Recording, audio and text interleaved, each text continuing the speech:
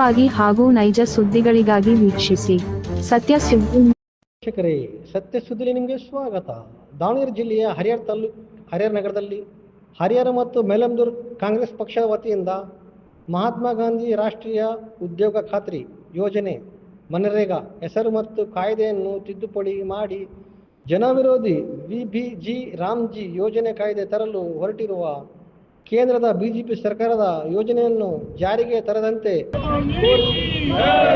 ದಾವಣಗೆರೆ ಜಿಲ್ಲಾ ಸಂಸದರಾದ ಡಾಕ್ಟರ್ ಪ್ರಭಾ ಮಲ್ಲಿಕಾರ್ಜುನ್ ರವರ ನೇತೃತ್ವದಲ್ಲಿ ಹರಿಹರ ತಾಲೂಕಿನ ಕಾಂಗ್ರೆಸ್ ಪಕ್ಷದ ನಾಯಕರು, ಮುಖಂಡರು, ಕಾರ್ಯಕರ್ತರು, ಮನರೇಗಾ ಫಲಾನುಭವಿ ಮಹಿಳೆ ಮತ್ತು ಕಾಂಗ್ರೆಸ್ ಪಕ್ಷದ ಸದಸ್ಯರು ಬೃಹತ್ ಪ್ರತಿಭಟನೆ ಮೆರವಣಿಗೆ ಹಮ್ಮಿಕೊಂಡಿದ್ದರು. ಈ ಸಂದರ್ಭದಲ್ಲಿ ಜಿಲ್ಲಾ ಸಂಸದರಾದ ಡಾಕ್ಟರ್ ಪ್ರಭಾ ಮಲ್ಲಿಕಾರ್ಜುನ್ ರವರು ಹಾಗೂ ಮಾಜಿ ಶಾಸಕರಾದ ರಾಮಪ್ಪ, ಶ್ರೀನಿವಾಸ್ ನಂದಿಗಾವಿ ಹಾಗೂ ಇನ್ನೂ ಅನೇಕ ಗಣ್ಯರು, ಮುಖಂಡರು ಕೇಂದ್ರ ಸರ್ಕಾರದ ವಿರುದ್ಧ ವಾಗ್ದಾಳಿ ನಡೆಸಿದರು. ವರದಿ ಸೈಯದ್ ಇರ್ಫಾನ್, ಸತ್ಯ ಸುದ್ದಿ ನ್ಯೂಸ್ ಕನ್ನಡ, ಹರಿಹರ. ಮತ್ತು ಪಕ್ಷದ ಮುಖಂಡರುಗಳು, ಕಾರ್ಯಕರ್ತರು, ಮನ್ರೇಗಾ ಕೂಲಿ ಕಾರ್ಮಿಕರು, ಫಲಾನುಭವಿಗಳು, ಮಹಿಳೆಯರು, ಸಾರ್ವಜನಿಕರು ಈ ಕಾಯ್ದೆಯನ್ನು ವಿರೋಧಿಸಿ ಹರಿಹರ ನಗರದ ಬೈಪಾಸ್ ರಸ್ತೆಯಿಂದ ತಾಲೂಕು ಶಿವಮೊಗ್ಗ ಸರ್ಕಲ್ ಮುಖಾಂತರ ಹರಪಳ್ಳಿ ಸರ್ಕಲ್ ಮುಖಾಂತರ ತಾಲೂಕು ಕಚೇರಿವರೆಗೆ ಪಾದಯಾತ್ರೆ ಮುಖಾಂತರ ಹರಪಳ್ಳಿ ಸರ್ಕಲ್ನಲ್ಲಿ ಈ ಬಹಿರಂಗ ಸಭೆಯನ್ನು ನಡೆಸಿ ಕೇಂದ್ರ ಬಿಜೆಪಿ ಸರ್ಕಾರವು ಯುಪಿಎ ನೇತೃತ್ವದ ಮಹತ್ವಾಕಾಂಕ್ಷಿ ಗ್ರಾಮೀಣ ಪ್ರದೇಶದ ಹಳ್ಳಿಗಳು ಅಭಿವೃದ್ಧಿ ಹೊಂದುವ ನಿರೀಕ್ಷೆಯನ್ನು ಗಾಂಧೀಜಿಯವರು ಇಟ್ಟಿದ್ದರು. ಅವರು ನಿರೀಕ್ಷೆಯಂತೆ ಮಹಾತ್ಮ ಗಾಂಧೀಜಿಯವರ ಹೆಸರಿನಲ್ಲಿ ಮಹಾತ್ಮ ಗ್ರಾಮೀಣ ಉದ್ಯೋಗ ಖಾತ್ರಿ ಮನ್ರೇಗಾ ಕಾರ್ಯಕ್ರಮವನ್ನು ಅಂದಿನ ಯುಪಿಎ ಕೇಂದ್ರ ಸರ್ಕಾರವು ಪಂಚಾಯಿತಿಗಳಿಗೆ ಶಕ್ತಿ ತುಂಬುವ ಹಾಗೂ ಸ್ಥಳೀಯವಾಗಿ ಕೂಲಿ ಕಾರ್ಮಿಕರಿಗೆ ಉದ್ಯೋಗ ನೀಡುವಂತಹ ಮಹತ್ವವಾದ ಕಾಯ್ದೆಯೊಂದಿಗೆ ಜಾರಿಗೆ ತಂದಿತ್ತು. ಆದರೆ ಇದೀಗ ಎನ್ಡಿಎ ನೇತೃತ್ವದ ಬಿಜೆಪಿ ಸರ್ಕಾರ ಈ ಕಾಯ್ದೆಗೆ ತಿದ್ದುಪಡಿಯನ್ನು ತಂದು ಮಹಾತ್ಮ ಗಾಂಧೀಜಿಯವರ ಹೆಸರನ್ನು ಕೈಬಿಡುವುದರ ಜೊತೆಗೆ ಗ್ರಾಮ ಪಂಚಾಯಿತಿಗಳಿಗೆ ಅಸ್ತಿತ್ವಕ್ಕೆ ಧಕ್ಕೆ ಆಗುವಂತಹ ಮತ್ತು ಕೂಲಿ ಕಾರ್ಮಿಕರಿಗೆ, ಮಹಿಳೆಯರಿಗೆ, ರೈತರಿಗೆ ತೊಂದರೆಯಾಗುವಂತಹ ಕಾಯ್ದೆಯನ್ನು ರಾಮ್ಜಿ ಹೆಸರಿನಲ್ಲಿ ತಂದಿರುವುದನ್ನು ಖಂಡಿಸಿ ಹಾಗೂ ಹಳೆಯ ಕಾಯ್ದೆಯನ್ನು ಮುಂದುವರಿಸಿ ಗ್ರಾಮ ಪಂಚಾಯಿತಿಗಳಿಗೆ ಹಿಂದೆ ಇದ್ದಂತಹ ಸ್ವಾಯತ್ತತೆ ಹಾಗೂ ಗ್ರಾಮಗಳ ಅಭಿವೃದ್ಧಿಗೆ ಪಂಚಾಯಿತಿಯವರ ಕ್ರಿಯಾ ಯೋಜನೆ ತಯಾರಿಸಿ ಜಿಲ್ಲಾ ಪಂಚಾಯಿತಿ ಅನುಮೋದನೆ ಪಡೆದು ಸರ್ಕಾರದ ನಿಯಮಾನುಸಾರ ಗ್ರಾಮಗಳು ಮತ್ತು ಆ ಗ್ರಾಮಗಳ ಅಭಿವೃದ್ಧಿಪಡಿಸಲು ಅನುಕೂಲವಾಗಲು ಗ್ರಾಮ ಪಂಚಾಯಿತಿಗಳಿಗೆ ಸ್ವಾಯತ್ತತೆ ನೀಡುವ ಹಿಂದಿನ ಕಾಯ್ದೆಯನ್ನೇ ಮುಂದುವರಿಸಬೇಕು ಎಂದು ಸಮಗ್ರ ಗ್ರಾಮ ಪಂಚಾಯಿತಿಯ ಅಧ್ಯಕ್ಷರುಗಳು, ಸರ್ವ ಸದಸ್ಯರುಗಳು, ಪಕ್ಷದ ಮುಖಂಡರುಗಳು, ರೈತರು, ಕೂಲಿ ಕಾರ್ಮಿಕರು, ಮಹಿಳೆಯರು, ಪಕ್ಷದ ಕಾರ್ಯಕರ್ತರು ಪಾದಯಾತ್ರೆ ಮೂಲಕ ಸಭೆ ನಡೆಸಿ ನಿಮ್ಮ ಮುಖಾಂತರ ರಾಷ್ಟ್ರಪತಿಗಳಿಗೆ ಮನವಿ ಕಳುಹಿಸಿ ಕೊಡಲು ಹಾಗೂ ಕೇಂದ್ರ ಸರ್ಕಾರದ ಗಮನಕ್ಕೆ ತರಲು ಈ ಮುಖೇನ ನಮ್ಮ ಪ್ರತಿಭಟನೆಯ ಮನವಿಯನ್ನು ಸಲ್ಲಿಸುತ್ತಿದ್ದೇವೆ.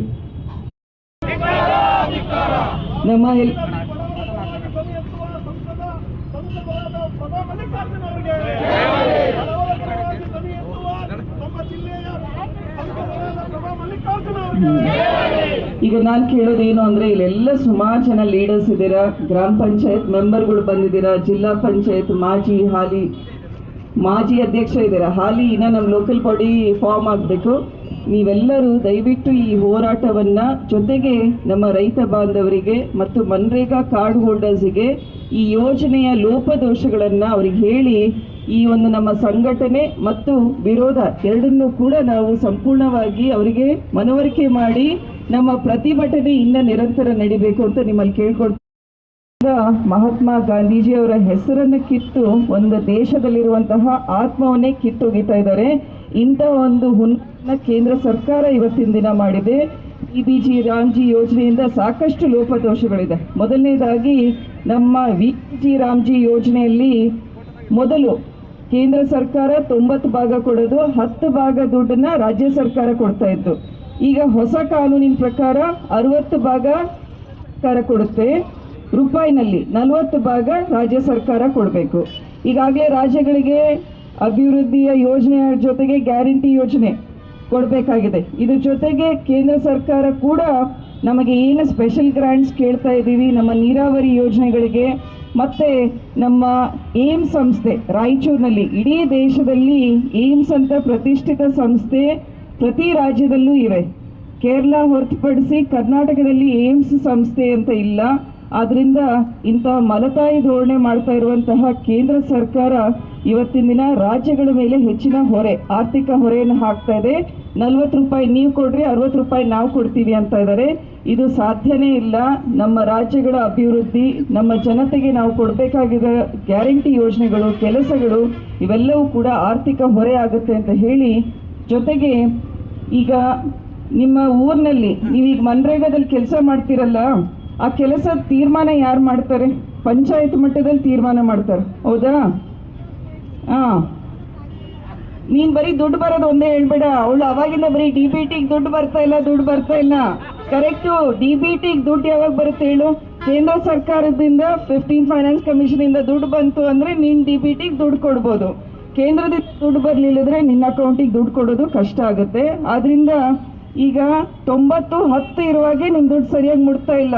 ಈಗ ನೀವು ಯೋಚನೆ ಮಾಡಿರಿ, 60-40 ಬಂದರೆ ನಿಮ್ಮ ದುಡ್ಡು ಇನ್ನು ಯಾವಾಗ ಮುಟ್ಬೋದು? ನಿಮಗೆ ಕೆಲಸ ಸಿಗುತ್ತಾ? ಇಲ್ಲ. ವರ್ಷದಲ್ಲಿ 60 ದಿನ ನೀವು ಕೆಲಸ, ನಿಮಗೆ ಕೂಲಿ ಕೊಡೋ ಹಾಗಿಲ್ಲ. ಯಾವಾಗ ರೈತರ ಒಂದು ಬಿತ್ತನೆ ಕೆಲಸ ಎಲ್ಲ ಇರುತ್ತಲ್ಲ, ಆವಾಗ ನಿಮಗೆ ಕೆಲಸ ಕೊಡೋ ಹಾಗಿಲ್ಲ.